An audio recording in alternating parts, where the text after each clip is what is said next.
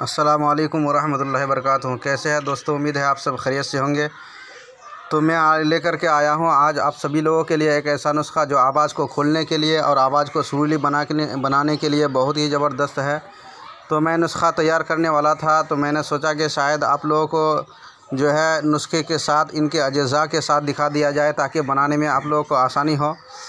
तो बताऊंगा ये नुस्खा इस तरह से आपको बनाना है कि सबसे पहले आपको लेना है गुल बनफशा 10 ग्राम और कुज़ा मिश्री लेना है आपको, ये 15 ग्राम लेना है। काली मिर्च आपको लेना है 10 ग्राम और सूंड लेना है आपको 20 ग्राम।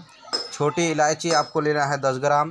बादाम शरीफ 20 ग्राम लेना है और मगज़ कद्दू 10 ग्राम, मुलैठी भी 10 ग्राम लेना है। और उसके बाद ये मगज़ तरबूज़ लेना है आपको 10 ग्राम और मगज़ खीरा लेना है आपको 10 ग्राम। और ये इस्तो खुद्दूस है, ये भी लेना है आपको 10 ग्राम।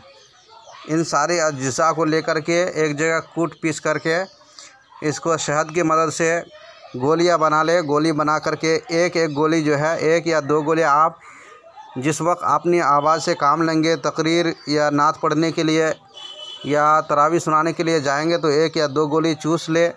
इंशाअल्लाह ताला आपकी आवाज़ बिल्कुल खुलती चली जाएगी और बल्कि आपकी आवाज़ की जो तारे बिल्कुल नरम हो जाएंगी और आवाज़ सुरीली हो जाएगी।